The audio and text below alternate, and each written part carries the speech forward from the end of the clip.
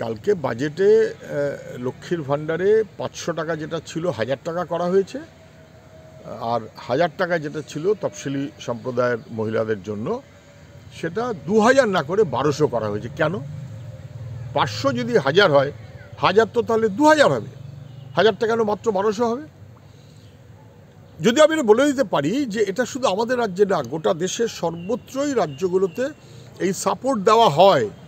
আজকের দিনে এই সাপোর্ট দেওয়াটা জরুরি, সব রাজ্যই দেয়।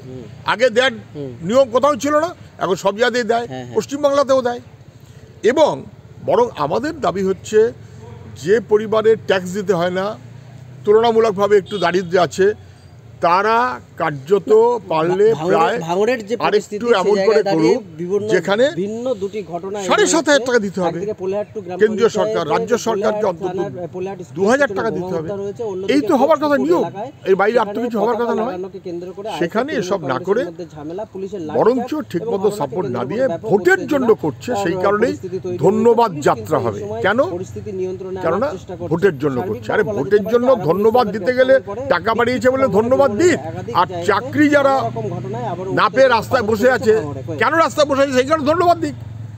কেন ভিন রাজ্যে পরিযায়ী হচ্ছে দিক। বাংলাটা সর্বনাশ করে দিয়েছে, তাহলে বাংলা সর্বনাশ করে দেবার কারণে বরঞ্চ ধন্যবাদ না অধন্যবাদ দেবে রাজ্য সরকারকে, পারলে সেটা দিক। ভোটের কারবার। আরাবুল ইসলাম গ্রেপ্তার হয়েছে, এটা কোনো গুরুত্বপূর্ণ খবর বলে আমি মনে করি না। ক্রিমিনাল এবং তৃণমূলের নেতা হিসেবে তোলাবাজির অংশীদার, সেই তোলাবাজির টাকা কলকাতায় পাঠিয়ে ম্যানেজ করে চলতো বটে, কিন্তু এখন সে গ্রেপ্তার কেন? কারণ এখন তার দাঁত নখ কমজোরি হয়ে গেছে, তার মাথায় বেশি দাঁত নখ দিয়ে শওকতকে বসিয়ে দেওয়া হয়েছে। তোলাবাজি এখন শওকতের চাইতে আরাবুল অনেক কম করতে পারে, ফলে আরাবুলের দলকে টাকা দেওয়ার যোগ্যতা যেহেতু কমে গেছে, অস্তমিত পারলে প্রায়, সেই কারণে এখন ওকে দিয়ে কোনো কাজ হবে না, টাকা পাওয়া যাবে না, সেই কারণে গ্রেপ্তার। আরে ওর চাইতে বড় অপরাধী ওই ঘটনায় তো নাম যার আছে তার নাম শওকত। তাহলে একজন শওকত তাকে জেড ক্যাটেগরি, আরেকজন আরাবুল তাকে হেফাজত, পুলিশ গ্রেপ্তার, এই দুটো একসাথে চলে কি করে? কমপ্লিটলি রাজনীতির খেলায় যদি আইন শৃঙ্খলাকে দেখা হয়, শাসনকে যদি দেখা হয়, তাহলে আইনের শাসন চলে না, শাসকের আইন চলে।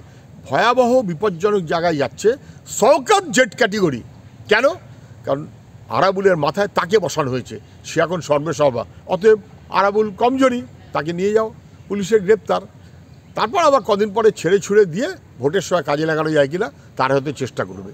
একেবারে হিসেব কষে কষে চলছে, কোনো সন্দেহ নেই। একেবারে বেআব্রু হয়ে গেল পুলিশ, একেবারে বেআব্রু হয়ে গেল।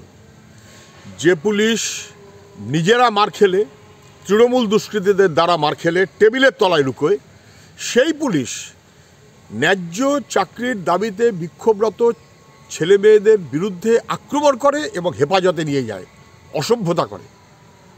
যে পুলিশ ইডির অভিযোগ থাকা সত্ত্বেও শাহজাহানকে খুঁজে পাওয়া যায় না, পায় না, 1 মাসের বেশি হয়ে গেল। ওদিকে গ্রামবাসীরা বলছেন আমরা তো দেখেছি পুলিশের সঙ্গে কথা বলছে, কিন্তু তাকে ধরতে পারে না। এত যোগ্য আর এত গুড সোর্স। সেই পুলিশ অপরাধী শিবু হাজরারা 9.5 বিঘে জমি দখলদারি, মানুষের চাষ কেড়ে নেওয়া, সর্বনাশ করা, শিবু হাজরার অভিযোগের ভিত্তিতে 5 ঘন্টার মধ্যে গ্রেপ্তার হয়ে যায়। মানেটা কি? পুলিশ কি দালালি করতে করতে একটা সহ্যের শেষ সীমানায় গিয়ে পৌঁছচ্ছে? আর কীরকম করলো? 111 জনের নাম সঙ্গে সঙ্গে এফআইআর। 1 নম্বর নাম নিরাপদ সর্দার, সিপিআইএমের ওখানকার প্রাক্তন বিধায়ক। তারপরে কে তৃণমূল, কে বিজেপি, আর ওরা সবাই মানুষ, ওরা সবাই গ্রামবাসী। তাদেরকে দল হিসেবে না দেখে গ্রামবাসী হিসেবে দেখে তৃণমূল পারলে বুঝুক যে কী অপদার্থতা তারা করছে। আর নিরাপদও তার নাম আছে, অবশ্যই থাকবে।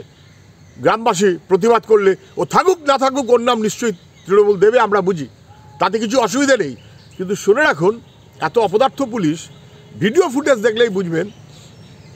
7 তারিখ নিরাপদ সর্দার সারাদিন আমাদের পার্টির রাজ্য কমিটির সভা কলকাতায়, সেই সভায় ছিল। পরের দিন বীরভূম গেছে, আদিবাসী মানুষ মারা গেছে বলে তার পাশে দাঁড়াবার জন্য।